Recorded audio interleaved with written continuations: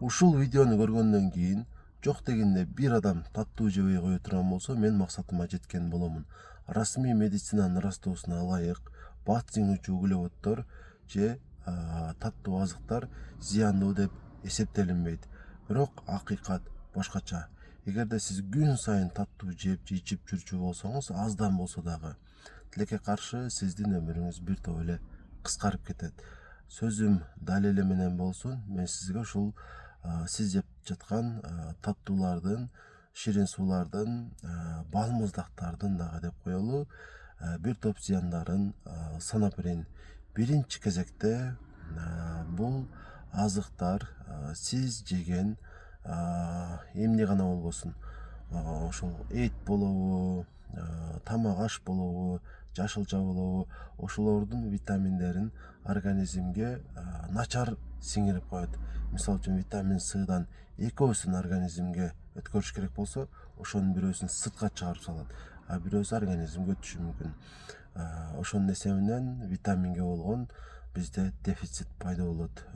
Эгерде сиз мисалы үчүн витамин Д ичип жатасыз дейли, витамин С ичип жатасыз дейли, балким кошумча дагы магний, ошол эле учурда сиз таттуу дагы жеп жүрчү болсоңуз бир катарда, анда ошол сиз ичкен капсулалардын, таблетка витаминдердин эч кандай пайдасы болбой калат.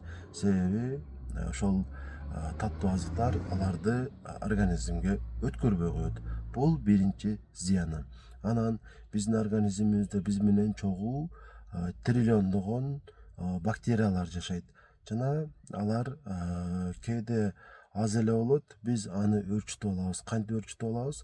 Ошолор азыктана турган азыктарды көп жеш аркылуу. Албетте бул таттуу азыктар, биз аларды канчалык көп жесек, организмге түшкөндө биздеги бактериялар дагы ушул азыктар менен көбүрөөк азыктанат дагы көбөйүп кетишет. Ошонун эсебинен биз ар кандай инфекциялык ооруларга көп чалдыгабыз жана кайра антибиотик ичебиз.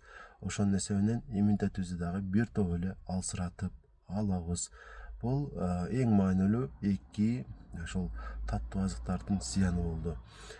Кезектеги зыяны болсо, бул азык ашыкча калория. Анткени сиз канчалык көп таттуу жебеңиз, ага тоюш кыйын болот. Баары бир башка тамак менен тоюнасыз дагы, артынан жейсиз көбүнчө, же кошумча убакытта жешиңиз мүмкүн.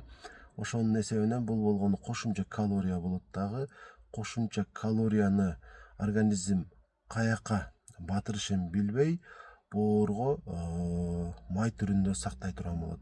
Ошонун эсебинен бизде бүгүнкү күндө ошо эпидемиялык деңгээлге жеткен жирой гепатозду пайда кылат. Жирой гепатоз май жегенибиздин эсебинен эмес, дал ушул таттууларды жеп жүргөнүбүздүн, таттуу сууларды көп ичкенибиздин эсебинен пайда болот.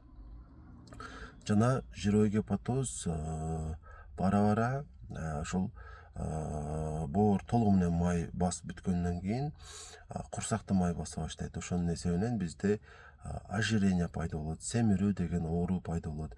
Биринчи салмак көбөйөт, анан акырында болтуруп ошол семирүү деген ооруга чалдыгабыз. Андан кийин арыктай албай жүрө беребиз.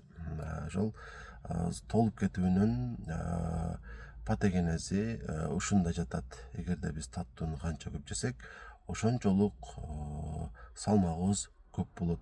Салмагыбыз көп болгон сайын ооруларга дагы көбүрөөк чалдыгып баштайбыз. Таттууну канча көп жесек, биздин денебиздеги ушул айрыкча жүзүбүздүн териси баткартайып баштайт, тырыштар көбөйөт жана жагымсыз дагы көрүнүп калабыз. Ошол себептүү баарыңыздарга мен үгүттөп кетем, туура тамактаныңыздар.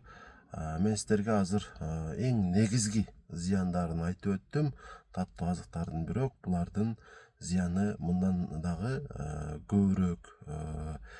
Мисалы үчүн кандагы зыяндуу холестеринди көбөйтүп салат. Ошонун эсебинен бизде атеросклероз деген оору пайда болот. Атеросклероз болсо инфарктка алып барышы мүмкүн же инсультка алып барышы мүмкүн. Көп адамдар бүгүн ошол жүрөктүн кан тамырларына стенд коюуга муктаж болуп калган учурлар дагы көп кездешет. Ошонун дагы маанилүү себепчиси ушул бат сиңүүчү углеводдордун анын ичине камыр тамактар дагы киришин, унутпайлы. Ошол азыктарды көп жеп жүргөнүбүздүн эсебинен болот.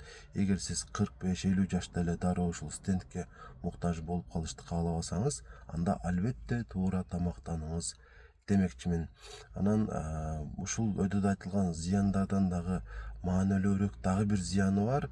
Бул болсо биздеги баардык жаман оорулардын негизги себепчиси. Демек биз таттууну көп жесек эмне болот? Стресс болобуз. Стресс болгон сайын ачуулуу болуп баштайбыз. Стресс көбөйгөн сайын ушул адамдар менен тез эле урушуп кеткенге даяр болобуз. Стресс көбөйгөн сайын биз кез келген оору менен ооруп калышыбыз мүмкүн. Таттуу жеген сайын биздин ушул бөйрөгүбүзгө дагы көбүрөөк күч келет. Ошонун эсебинен бөйрөк ооруларына дагы көп кабылабыз. Тыянакта өзүңүздөр чыгарасыздар. Мен ушул бат сиңүүчү углеводдорго кайсы азыктар кирерин кыскача айтып өтөйүн. Эмне таттуу болсо, эмне ширин болсо, ошонун баары бат сиңүүчү углеводдор.